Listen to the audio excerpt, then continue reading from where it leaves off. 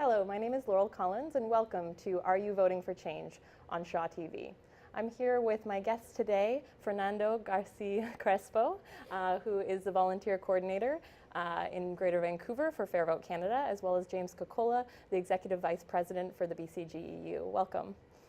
Thank you very much for having us here. Yeah. So first of all, James, your union, BCGEU, is part of this campaign. How many members do you have, and really what does your campaign look like?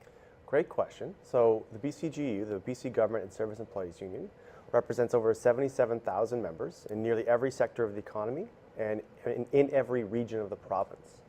And so we've been working for months now, both to our membership and to the broader public, trying to bring the message about why PR is good for working people.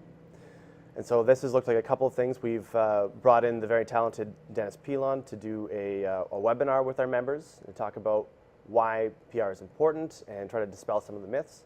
We've also been working to do broader public videos. So we've sponsored videos through social media with a really simple message that voters should get what they ask for, because we know that PR, when you get 40% of the vote, you get 40% of the seats. And so we're really working on the message in the interior, where at the moment many people don't have the representatives that they voted for. And we're going to be also sharing the message on the island in places where people may have voted other than their current representative. Really think that this is an important thing for labor unions to be doing, to engaging their membership, showing that they have a stake in the public debate around how we vote.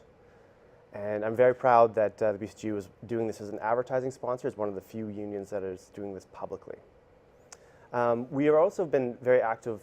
You may have heard about a lawsuit that the Independent Contractors and Business Association put forward, trying to stop the democratic right of people to have a vote on their voting system. And the BCGEU is an intervener in that case, and we're working vigorously with the lawyers from the government side to make sure that the referendum does go forward and the votes are counted and the people can have their say in how their decisions or how their MLAs are elected. You said one of those kind of messaging pieces around how proportional representation would benefit working people. Can you tell me a little bit more about how it would? And again, a really great question, and it's kind of like three solid reasons why working people should be interested in proportional representation. You know, first off, you get accountable representation. So people who are elected under a PR system, they can't just say whatever they want to get votes. And then when it comes to voting time under a current system, you know, we're often faced with a choice. Do I vote for the person who didn't necessarily do what they say last time, or do I let the people that I don't like get in? Under a PR system, if you say something and you don't do it, then voters have the ability to, you know, hold you to account for it. So working people get more accountable representation. It also means that they get representatives that reflect their values close to them. So if you're a progressive voter in Fort St. John, you may have never had somebody who reflected your values, ever. But under a first past the post system, you may have somebody who's close by. And the same thing goes for the island. You may not have had somebody who reflected your opinion for a very long time. And under proportional representation, you'll get a representative that reflects your values. But third and most important for working people is that when we look at the countries that have the best pensions, the best benefits, the most vacation time, the best conditions for working people, it's under a proportional representation system. And that's because those voters have the power. Under first past the post system, the power is given to moneyed interests, to big organizations, and we want to see the power go back into the hands of working people and people who have the most to benefit from a democracy that reflects them.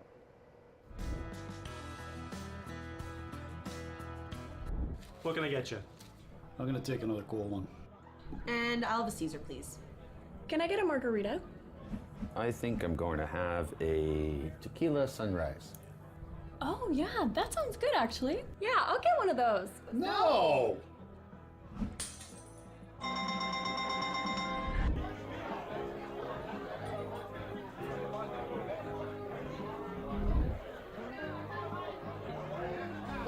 Next time, we're both ordering Caesars.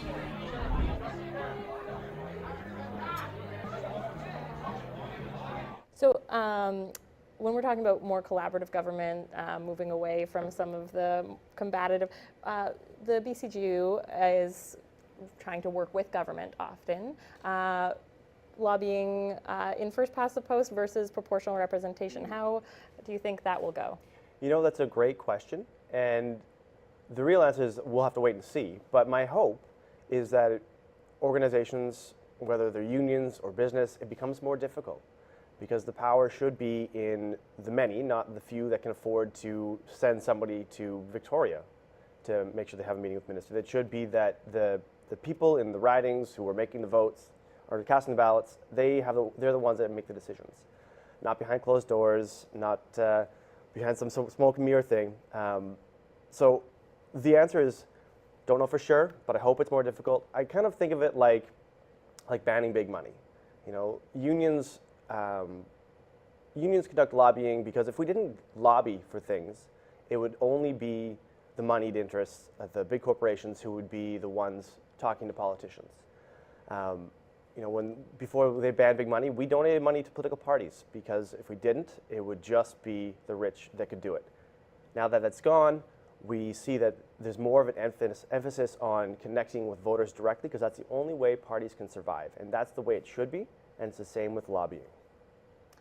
And in terms of, you're both working on separate campaigns for, for the same purpose, trying to get people out to vote in this referendum, trying to get people to vote yes to proportional representation. How are groups working together or apart? So we're an official advertising sponsor, so we're not allowed to work with other groups.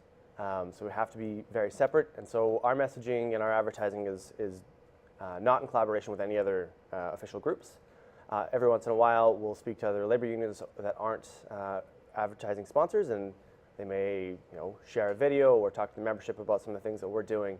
But very much, it's separate from other groups.